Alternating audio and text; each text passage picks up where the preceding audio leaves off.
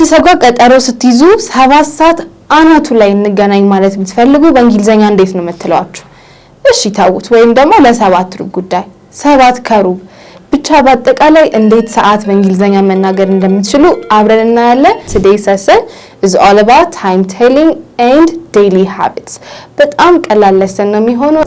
መጀመሪያ የሰዓቱን እንጨርስና ከዛ በኋላ we're going to see ጠዋት ከሰዓት ምሽት እንዴት መናገር እንደምንችል እነሱንም ቀስ ብለን እናያለን። መጀመሪያ ግን let's focus on ሰዓቱ ላይ እንዴት መናገር እንደምንችል 7 ከ5 7 ከሩብ 7 ተኩል ለ7 ሩብ ጉዳይ እንዴት ማለት እንደምንችል ቀስ ብለን እናያለን ማለት ነው። ኦኬ so how do we say 7 ሰዓት? It's sharp 7 sharp 7 7 ሰዓት አናቱ ላይ እንደማለት ነው። just say 7 ሰዓት በአማርኛ እንዳልኩት it is 7 o'clock 7 o'clock right? So the one thing that you're going to use always is 7 ሰዓት ሲሆን you're going to use 7 o'clock 7 ሰዓት አናቱ ላይ ወይ 7 ሰዓት ሲልና ማለት ከፈለጋችሁ you can use 7 sharp or 7 on the dot ማለት ትችላላችሁ። ዶት ምንድነው? ዶት ማለት ነጥብ right? So 7 ሰዓት አናቱ ላይ ሲሆን እንደማለት ነው። okay so 7 sharp or 7 on the dot ማለት እንችላለን ማለት ነው። okay and then next we're going to see ከ7 ከ5 እስከ 7 ተኩል የምንጠቀማትን ቃል እናያለን። how do we say 7 ሰዓት ከ5 በእንግሊዘኛ? 7:05 sure hey literally መንበብ ነው። 7 ከ5 ማለት ስትፈልጉ ከን የምትለውን የምትተካልን past ናት። alright ምንድናት? past ስለዚህ መጀመሪያ የምትጠቅሱት ምኑን ነው? ሚኒቱን ይሆናል ያለፈውን ደቂቃ ከዛ በኋላ ያለፈውን ሰዓት 7 ከ5 ሲሆን ምን ይሆናል ማለት ነው? 5 past 7 5 past 7 ይሆናል ማለት ነው። 5 past 7 so ይሄ 7 ከ5 7 ሰዓት ከሞላ 5 ደቂቃ አልፏል ብለን እየተናገርን ነው ማለት ነው። similar to that 7 ከ10 ቢሆን ምን ይጠቀማሉ? 10 past 7 10 past 7 right? so 10 ደቂቃዎች አልፈውናል ስለዚህ 10 past 7 ይሆናል ማለት ነው። ኦኬ አሁን አንድ ስፔሻል ቃል አለችን 7 ከሩብ ለማለት። ሩብ ምንድነው በእንግሊዘኛ? ኳርተር right? so ከሩብ ማለት ስንፈልግ ሩብ የምንለው ኳርተር ስለሆነ so 7 ከሩብ ቢሆን ምን ይሉታል ማለት ነው? quarter past 7 so quarter past 7 means basically ምን እያልን ነው? we're saying 7 ከሩብ እያልን ነው ማለት ነው። 7 ከ15 ብለን quarter past 7 ብለን ነው የምናወራው ማለት ነው። okay let's go to 7 ከ20 ሲሆንስ 20 past 7 right? again እዚህ ጋር ነው ያለው ገና ተኩል ላይ ስላልደረስን የምትጠቀሙት ማለት ነው past የምትለዋን ነው። ስለዚህ 20 past 7 ይሆናል ማለት ነው። alright 7 ከ25 ቢሆንስ 25 past 7 25 past 7 okay 7 ተኩል ሲሆንስ አሁን ተኩል ወይ ግማሽ የምትለው እንዴት ነው? half right? so ግማሽ ሲሆን you're going to use half የምትለዋን ማለት ነው። ስለዚህ 7 ተኩል ሲሆን half past 7 ይሆናል ማለት ነው። alright so ከ7 ከ5 basically ከ5 ከሚለው ጀምሮ እስከ ተኩል የትኛውም ሰዓት ቢሆን you're going to use ምን የምትባለውን past የምንላትን ማለት ነው። ምክንያቱም 7 ከ5 7 ከ10 7 ከሩብ ብላችሁ ስታወሩ ከሚለውን የሚነግረን በእንግሊዘኛው past ነው። ስለዚህ ቀድማችሁ ያለፈውን ነገር ነው right? የሆነ ነገር አለፈ ብለን ስለሆነ የምናወራው 5 past 7 5 past 7 ይሆናል ማለት ነው which is 7 ሰዓት ከ5 7 ሰዓት ከ10 ከሆነ it's going to become 10 past 7 ይሆናል ማለት ነው። okay 7 ከሩብ ቢሆን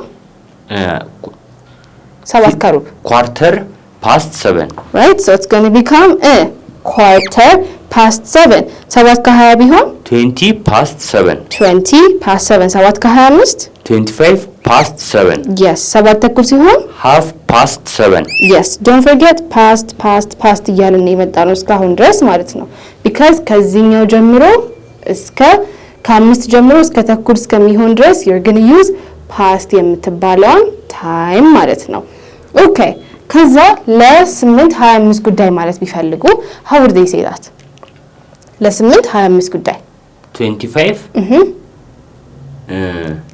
past 9 ኦኬ ሹር አሁን 7 ብሎ 8 ዋ መጀመሪያ እሱ ዘለሃል እሺ so what you're going to use is you're going to use to የምትባለው alright ምንድነው የምንጠቀመው to የሚል ነው የምንጠቀመው ማለት don't forget ልክ ከ25 ጉዳይ ጀምሮ እስከ 5 ጉዳይ እስከሚሆነው ድረስ ከሆነ you're going to use to ማለት ነው okay ከ5 ጀምሮ እስከ ተኩል ድረስ ከሆነ ግን you're going to use past ማለት ነው okay so አሁን ለምሳሌ if I wanted to say ለ8 25 ጉዳይ right መጀመሪያ ለ8 ምንለው to 8 ነው አይደል yeah to 8 ስንት ደቂቃ ነው የቀረኝ 8 ሰዓት ሊሆን 25 to 8 25 to 8 ይሆናል ማለት ነው this means basically ምንድነው ያደረግን ያለነው 7 ከ35 ሲሆን 25 to 8 ሰዓት ሊሆን 25 ደቂቃ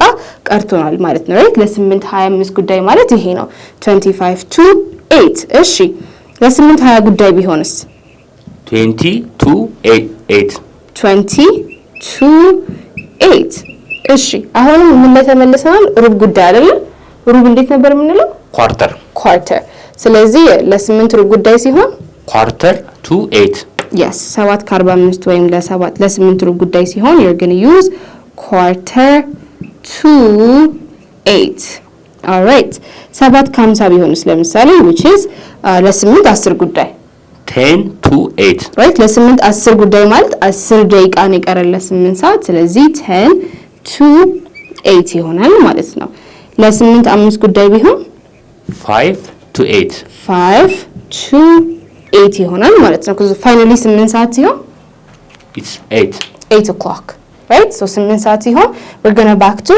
o'clock ወደሚለው ማለት ነው okay so ከ25 ጉዳይ እስከ 5 ጉዳይ ከሆነ you're going to use to የምትለውን ቃል ማለት ነው so ለ8 25 ጉዳይ ሲሆን 25 to 8 ይሆናል 20 ጉዳይ ከሆነ 20 to 8 don't forget አሁን እዚህ ጋር 7 ስንል የነበረው ምን አደረግነው 8 አይደለም በአማርኛው እንደምናወራው ነው 7 ከ5 ነበር ለ8 5 ጉዳይ ይሆናል ማለት በአማርኛ እንደምቀይሩት በእንግሊዘኛ ቀየራል ማለት ነው ሩብ ጉዳይ ሲሆን quarter to 10 ጉዳይ ሲሆን 10 to 8 5 ጉዳይ ሲሆን 5 to 8 ይሆናል ማለት ነው so this is how you talk this is how you tell time ማለት ነው አይደል so basically አሁን ምንም ሰዓት ደቂቃ መናገር ትችላለህ ማለት ነው try saying 8 ከሩብ 8 past 8 ከሩብ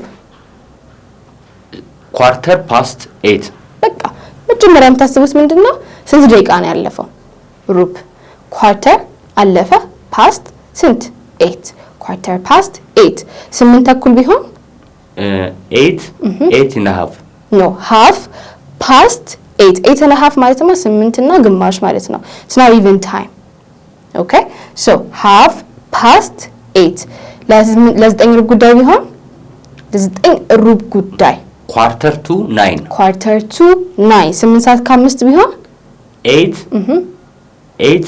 ከ5 ማለት 5 ደቂቃ አልፏል 8 ሰዓት ከሆነ ስለሆነ እዚህ ጋር ነው ያለው ስለዚህ 5 past 8 5 past 8 ይሆናል ማለት ነው 8 ሰዓት ከ20 ከሆነ 20 past 8 20 past 8 ለ9 20 ጉዳይ ከሆነ 20 ደቂቃ ይቀረዋል ለ9 ማለት ነው ስለዚህ 20 to 9 ይሆናል ማለት ነው okay so this is how you tell the time ማለት ነው እሺ if this is how you tell the time generally time እንደዚህ መናገር እንችላለን ወይም ደግሞ በጀነራላይዜሽን ማለት ይቻላል ጠዋት ከሰዓት ምሽት ብለን እናወራለን right so how do they say ጠዋት morning አይደለ so ጠዋት ማለት ሲፈልጉ they're going to use morning ከሰዓት ማለት ሲፈልጉ afternoon ምሽት ሲሆን evening እንጠቀማለን ማለት ነው right evening so morning means ጠዋት afternoon means ከሰዓት evening means ምሽት noon ማለት ግን ራሷ 7 ሰዓት ማለት ናት okay ለዛ ነው ከ7 ሰዓት በኋላ ከሰዓት ምን ነው ለዛ ነው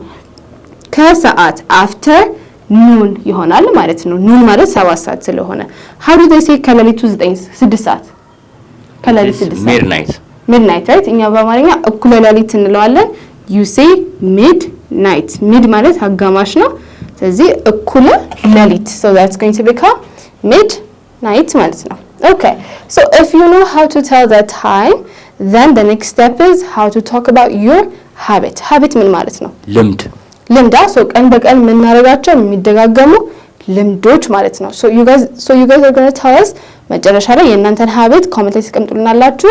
የምትናገሩት ግን እንደዚህ ነው ብለን እኛ እናሳያችኋለን መጀመሪያ ማለት ነው። ኦኬ so ጠዋት ስንት ሰዓት ነው የምትነሳው? 1 o'clock። ስለዚህ try saying it አንድ ሰዓት ላይ እነሳለሁ። I wake up at 1 o'clock, right?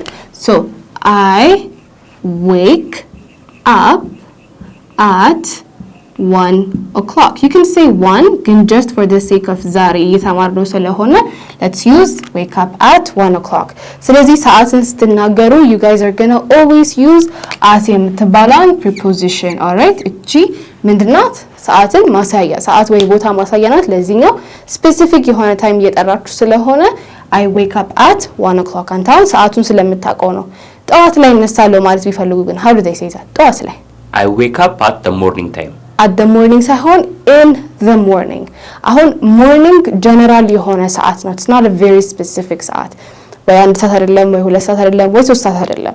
general time ነው። maybe ከ12 ሰዓት እስከ 5 ሰዓት እስከ 6 ሰዓት ስለሚሆን in በሚለው ነው የምንጠቀመው። ምክንያቱም specific ሳይሆን duration ወይም ርዝመት ያለው ነገር ስለሆነ you're going to use in the morning ማለት ነው። so you don't say at the morning, you use in the morning የምትለዋን ማለት ነው።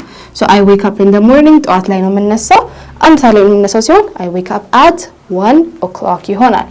እሺ what is the difference between wake up እና get up?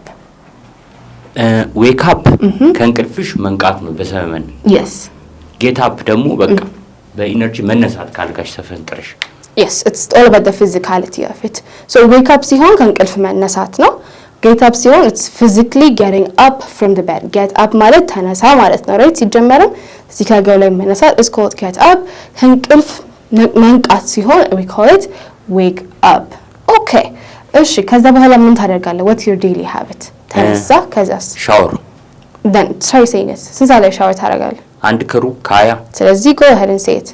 I take shower at 1:15 past 1 15 ሳይሆን 15 የምትለውን በምንድን ነው የምታካት? quarter past 1 right? so I take a shower quarter past 1 which means ስንት ሰዓት ማለት ነው ይሄ? 1 ሰዓት ከሩብ 1 ሰዓት ከሩብ ማለት ነው right? so I take a shower quarter past 1 okay shower መውሰድ what's your next step then? what's your next step? ከዛ በኋላስ? ከዛም I go out to work. try saying it then at 1 half past 2 half past 2 ማለት 2 ተኩል እሺ half past 1 I go to work. so I go to work at half past 1 እሺ አንተም ቁርስ ለምትዘለ ነው። ቁርስ የሚያበስል ሰው ምን ማለት ይችላል? at 20 past 1 I cook my easy meal. my breakfast right? my breakfast. yes so I cook ማብሰል ማለት ነው my breakfast ስንት ሰዓት ላይ? you can use maybe 1 ሰዓት ተኩል ስለዚህ we say half past 1 alright ከዛ በኋላ ወደ ስራ ሲወጡ I go to work let's say ስንት ሰዓት ነው ስራ የምትሄደው? ስንት ሰዓት ነው ስራ የምትሄደው?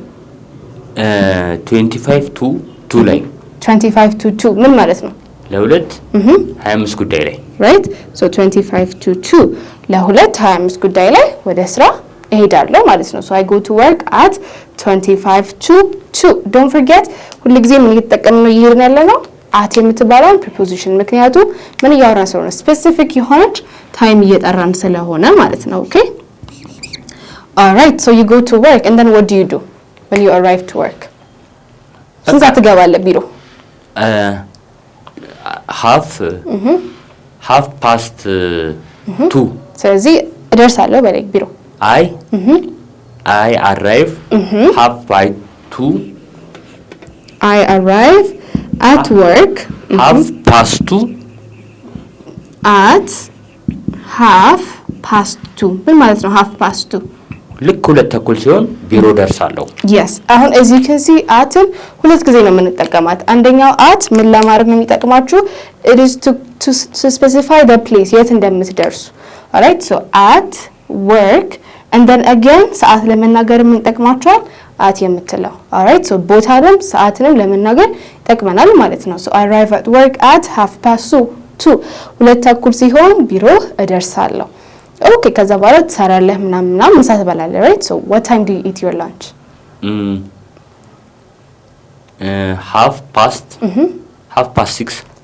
6 right so 6 ተኩል ማለት ነው right so I eat my lunch at 6:30 I eat my lunch at 6:30 so this means ስንት ሰዓት ማለት ነው 6 ተኩል right so I eat my lunch at 6:30 ይሆናል ማለት ነው እሺ ከዛ በኋላ ስራ የምጨርሰው ከስራ የምትወጣው ስንት ሰዓት ነው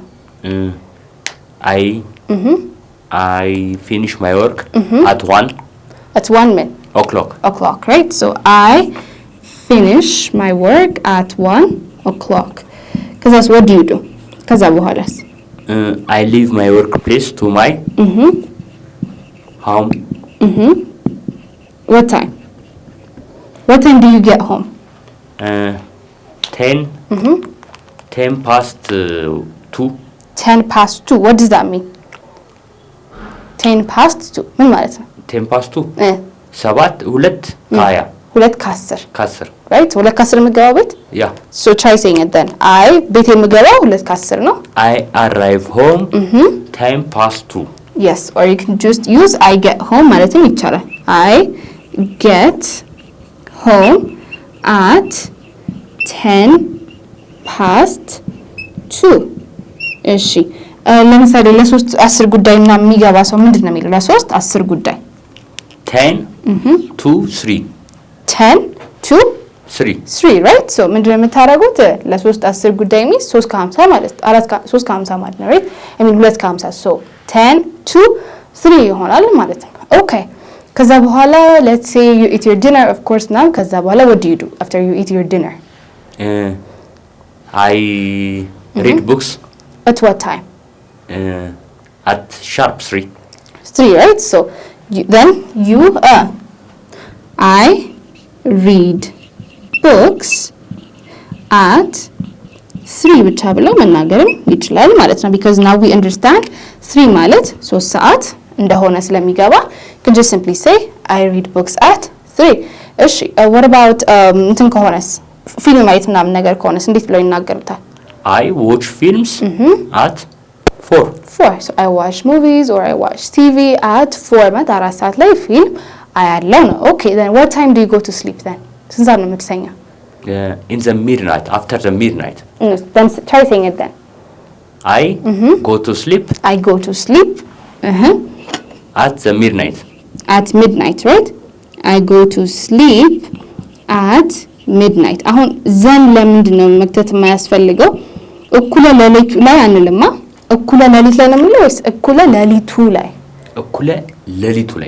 no እኩለ ሌሊት ላይ because you don't need to specify አይደለ አንድ እኩለ ሌሊት ነው ያለው አይደለ በአንድ 24 ሰዓት ድረስ አንድ እኩለ ሌሊት ነው ያለው ስለዚህ አሁን ለምሳሌ ብዙ ወንበር ቢኖር ወንበሩ ያኛው ወንበር ብዬ መጠቀም በፈልግ መጠቀም ሊኖርብኝ ይገባ ይሆናል ነገር ግን you don't need to use እዚህ ጋር ምክንያቱም አንድ singular ነገር ነው ያለው ስለዚህ you just say at midnight alright and usually we don't use the with time then ከታይም ጋር አንጠቀማት okay so I go to sleep at midnight እኩለ ሌሊት 6 ሰዓት ሲሆን እንቅልፍ ተኛለሁ ማለት ነው okay so this is all about talking about your daily habits ማለት ነው አይደለ one thing that you should not forget here is when you're specifying the time ስትናገሩ don't forget at ይጠቀማችሁ እንደሆነ ነገር ግን እንደዚህ specific time ከሆነ ነው if you're talking about morning afternoon midnight ግን ምንድነው የምትጠቀሙት in የምትለዋን okay in the morning in the afternoon in the evening ብለን ነው የምናወራው ማለት ነው